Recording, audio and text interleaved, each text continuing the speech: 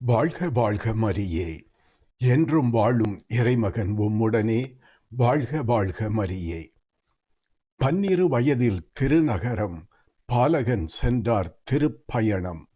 வழியினில் மகனைக் காணவில்லை, மரிமனம் அமைதியை அடையவில்லை.